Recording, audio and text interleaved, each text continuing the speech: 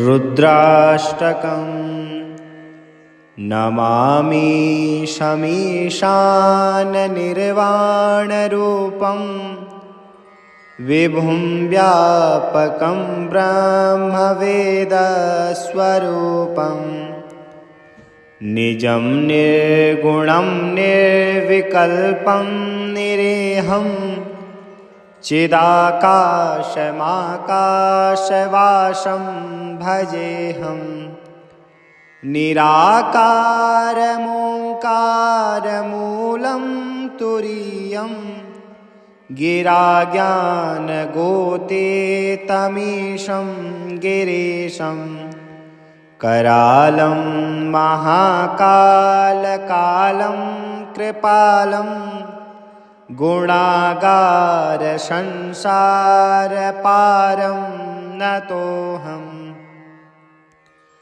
तुषाराद्रिशङ्काशगौरं गम्भीरं मनोभूतकोटिप्रभासे शरीरं स्फुरन्मौलिकल्लौनिनीचारुगङ्गा लसद्भालबालेन्दुकण्ठे भुजङ्गा चलत्कुण्डलं शोभ्रनेत्रं विशालं प्रसन्नाननं नीलकण्ठं दयालं मृगाधीशचर्माम्बरं मुण्डमालं प्रियं शङ्करं सर्वनाथं भजामि प्रचण्डं प्रकृष्टं प्रगल्भं परेशम् अखण्डम् अजं भानुकोटिप्रकाशं त्रयीशूलनिर्मूलनं शूलपाणिं भजेऽहं भवानीपतिं भावगम्यम् कलातीतकल्याणकल्पान्तकारी सदा सज्जनानन्ददाता पुरारी चिदानन्दसन्दोहमोहापहारे प्रसीद प्रसीद प्रभो मन्मथारी न यावदुमानाथ पादारविन्दं भजन्ते हलोके परे वा नराणां न तावत् सुखं शान्तिसन्तापनाशं प्रसीद प्रभो सर्वभूताधिवासम् न जानामि योगं जपं नैव पूजां न तोऽहं सदा सर्वदा देव तुभ्यं जराजन्मदुःखोदतातप्यमानं प्रभो पाहि आपन्नमामि शम्भो रुद्राष्टकमिदं प्रोक्तं विप्रेण हरितोषये ये पठन्ति नरा भक्त्या तेषां शम्भुः प्रसीदति नमामि शमीशाननिर्वाणरूपं विभुं व्यापकं ब्रह्मवेदस्वरूपं निजं निर्गुणं निर्विकल्पं निरेहं चिदाकाशमाकाशवासं भजेऽहं निराकारमोङ्कारमूलं तुरीयं गिराज्ञानगोतीतमीशं गिरीशं करालं महाकालकालं कृपालं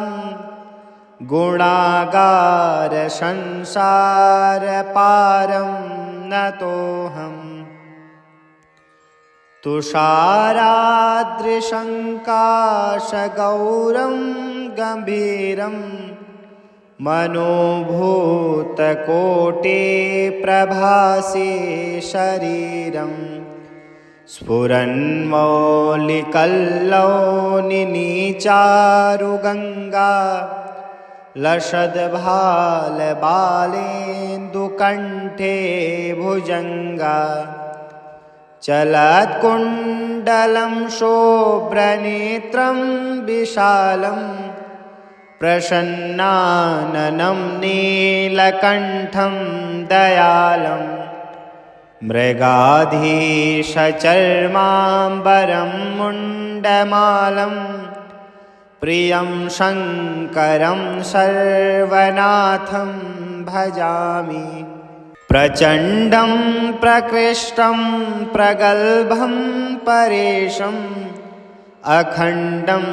अजं भानुकोटे प्रकाशं त्रयीशूलनिर्मूलनं शूलपाणिं भजेऽहं भवानीपतिं भावगम्यम् कलातीतकल्याणकल्पान्तकारी सदा सज्जनानन्ददाता पुरारी चिदानन्दसन्दोहमोहापहारे प्रसीद प्रसीद प्रभो मन्मथारी न यावद्दुमानाथ पादारविन्दं भजन्ते हलोके परे वा नराणां न तावत् सुखं शान्तिसन्तापनाशं प्रसीद प्रभो सर्वभूताधिवासम् न जानामि योगं जपं नैव पूजां न तोऽहं सदा सर्वदा देव तुभ्यं जराजन्मदुःखोदतातप्यमानं प्रभो पाहि आपन्नमामीश शम्भो रुद्राष्टकमिदं प्रोक्तं विप्रेण हरितोषये ये पठन्ति नरा भक्त्या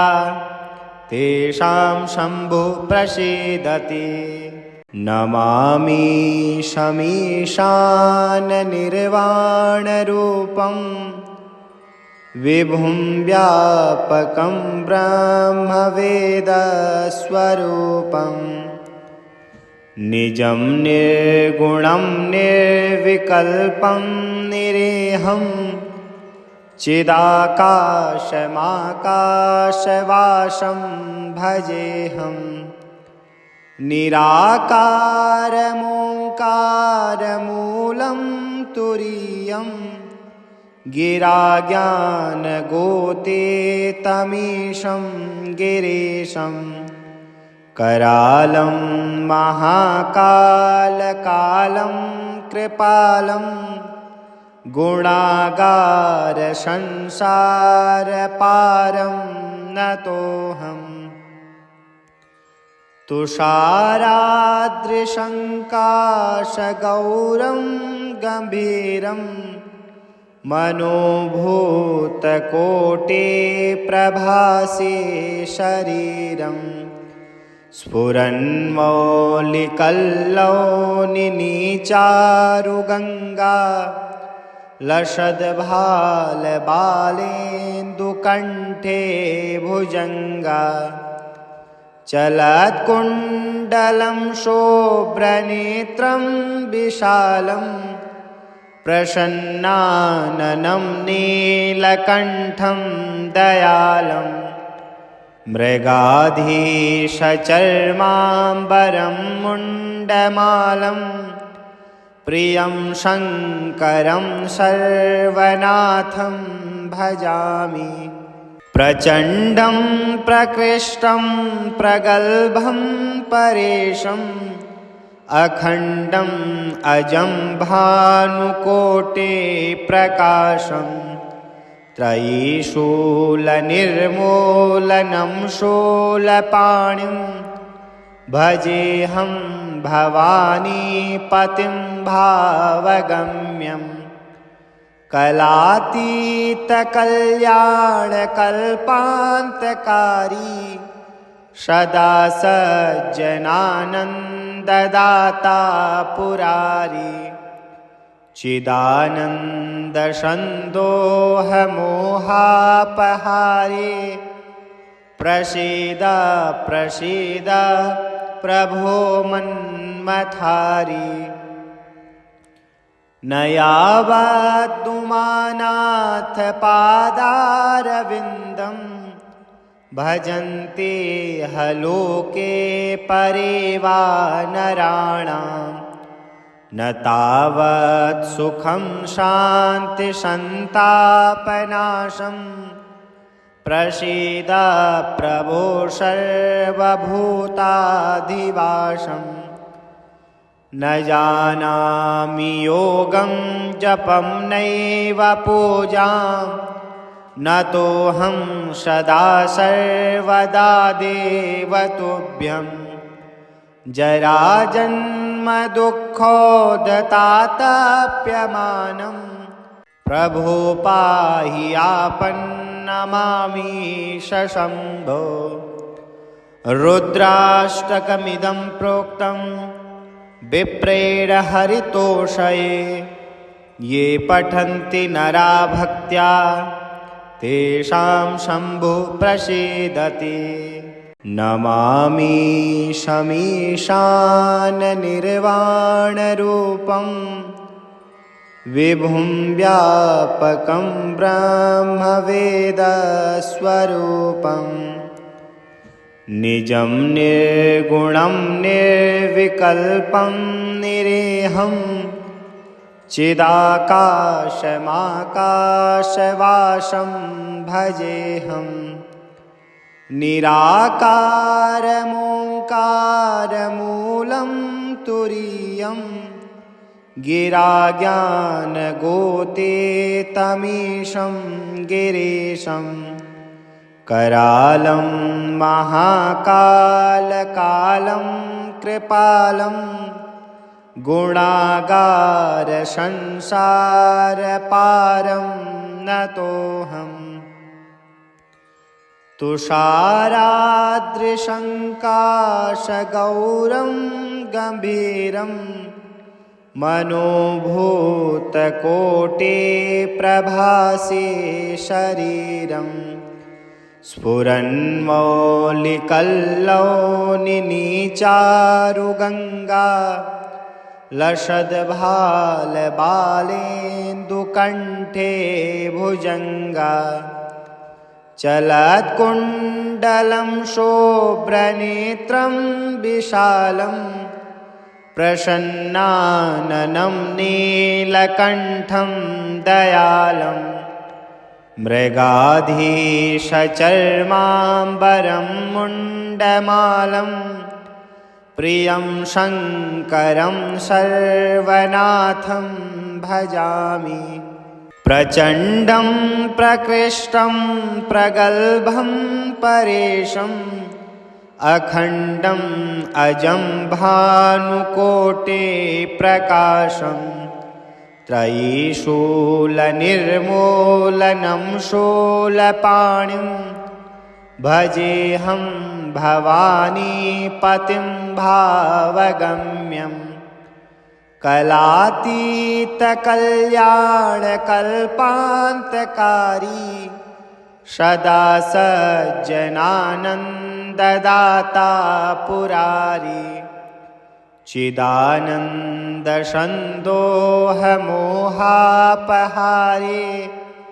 प्रसीद प्रसीद प्रभो मन्मथारी न यावदुमानाथ पादारविन्दं भजन्ते हलोके परे वा नराणां न तावत् सुखं शान्तिसन्तापनाशम् प्रसीद प्रभो सर्वभूताधिवासम् न जानामि योगं जपं नैव पूजां न तोऽहं सदा सर्वदा देव तुभ्यं जराजन्मदुःखोदतातप्यमानं प्रभो पाहि आपन्नमामीश शम्भो। रुद्राष्टकमिदं प्रोक्तं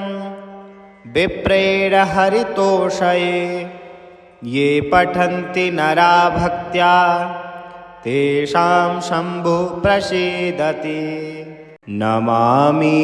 शमीशाननिर्वाणरूपं विभुं व्यापकं ब्रह्मवेदस्वरूपम् निजं निर्गुणं निर्विकल्पं निरेहं चिदाकाशमाकाशवासं भजेऽहं निराकारमोङ्कारमूलं तुरीयं गिराज्ञानगोतीतमीशं गिरीशं करालं महाकालकालं कृपालं गुणागारसंसारपारं नतोऽहम् तुषाराद्रिशङ्काशगौरं गम्भीरं मनोभूतकोटिप्रभासे शरीरम् स्फुरन्मौलिकल्लौनिनीचारुगङ्गा लसद्भालबालेन्दुकण्ठे भुजङ्गा चलत्कुण्डलं शोभ्रनेत्रं विशालं प्रसन्नाननं नीलकण्ठं दयालम् मृगाधीशचर्माम्बरं मुण्डमालं प्रियं शङ्करं सर्वनाथं भजामि। प्रचण्डं प्रकृष्टं प्रगल्भं परेशम् अखण्डम् अजं भानुकोटिप्रकाशम् त्रयीशूलनिर्मूलनं शूलपाणिं भजेऽहं भवानीपतिं भावगम्यं कलातीतकल्याणकल्पान्तकारी सदा सज्जनानन्ददाता पुरारी चिदानन्दसन्दोहमोहापहारे प्रसीद प्रसीद प्रभो मन्मथारी। न यावदुमानाथ पादारविन्दं भजन्ते हलोके परे वा नराणां न तावत् सुखं शान्तिसन्तापनाशं प्रसीद प्रभो सर्वभूताधिवासम् न जानामि योगं जपं नैव पूजां न तोऽहं सदा सर्वदा देव तुभ्यं जराजन्मदुःखोदतातप्यमानं प्रभो पाहि आपन्नमामीश शम्भो। रुद्राष्टकमिदं प्रोक्तं विप्रेण हरितोषये ये पठन्ति नरा भक्त्या तेषां शम्भुः प्रसीदति। नमामि शमीशाननिर्वाणरूपं विभुं व्यापकं ब्रह्मवेदस्वरूपं निजं निर्गुणं निर्विकल्पं निरेहं चिदाकाशमाकाशवासं भजेऽहम् निराकारमोङ्कारमूलं तुरीयं गिराज्ञानगोतीतमीशं गिरीशं करालं महाकालकालं कृपालं गुणागारसंसारपारं नतोऽहम् तुषाराद्रिशङ्काशगौरं गम्भीरं मनोभूतकोटिप्रभासे शरीरं स्फुरन्मौलिकल्लौनिनीचारुगङ्गा लसद्भालबालेन्दुकण्ठे भुजङ्गा चलत्कुण्डलं शोभ्रनेत्रं विशालं प्रसन्नाननं नीलकण्ठं दयालं मृगाधीशचर्माम्बरं मुण्डमालं प्रियं शङ्करं सर्वनाथं भजामि प्रचण्डं प्रकृष्टं प्रगल्भं परेशम् अखण्डम् अजं भानुकोटिप्रकाशं त्रयीशूलनिर्मूलनं शूलपाणिं भजेऽहं भवानीपतिं भावगम्यम् कलातीतकल्याणकल्पान्तकारी सदा सज्जनानन्ददाता पुरारी चिदानन्दसन्दोहमोहापहारे प्रसीद प्रसीद प्रभो मन्मथारी न यावद्दुमानाथ पादारविन्दं भजन्ते हलोके परे वा नराणां न तावत् सुखं शान्तिसन्तापनाशं प्रसीद प्रभो सर्वभूताधिवासम् न जानामि योगं जपं नैव पूजां न तोऽहं सदा सर्वदा देवतुभ्यं जराजन्मदुःखोदतातप्यमानं प्रभो पाहि आपन्नमामि शम्भो रुद्राष्टकमिदं प्रोक्तं विप्रेण हरितोषये ये पठन्ति नरा भक्त्या तेषां शम्भुः प्रसीदति नमामि शमीशाननिर्वाणरूपं विभुं व्यापकं ब्रह्मवेदस्वरूपम् निजं निर्गुणं निर्विकल्पं निरेहं चिदाकाशमाकाशवासं भजेऽहम् निराकारमोङ्कारमूलं तुरीयं गिराज्ञानगोतीतमीशं गिरीशं करालं महाकालकालं कृपालं गुणागारसंसारपारं नतोऽहम् तुषाराद्रिशङ्काशगौरं गम्भीरं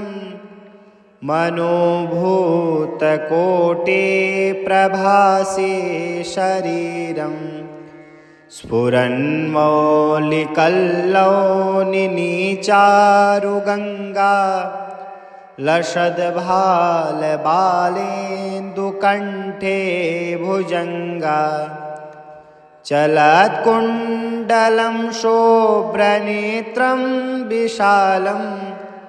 प्रसन्नाननं नीलकण्ठं दयालम् मृगाधीशचर्माम्बरं मुण्डमालं प्रियं शङ्करं सर्वनाथं भजामि प्रचण्डं प्रकृष्टं प्रगल्भं परेशम् अखण्डम् अजं भानुकोटे प्रकाशम् त्रयीशूलनिर्मूलनं शूलपाणिं भजेऽहं भवानीपतिं भावगम्यं कलातीतकल्याणकल्पान्तकारी सदा सज्जनानन्ददाता पुरारी चिदानन्दसन्दोहमोहापहारे प्रसीद प्रसीद प्रभो मन्मथारी न यावदुमानाथ पादारविन्दं भजन्ते हलोके परे वा नराणाम् न तावत् सुखं शान्तिसन्तापनाशं प्रसीद प्रभो सर्वभूताधिवासं न जानामि योगं जपं नैव पूजां न तोऽहं सदा सर्वदा देव तुभ्यं जराजन्म दुःखोदतातप्यमानं प्रभो पाहि आपन्नमामीश शम्भो रुद्राष्टकमिदं प्रोक्तं विप्रेण हरितोषये ये पठन्ति नरा भक्त्या तेषां शम्भुः प्रसीदति।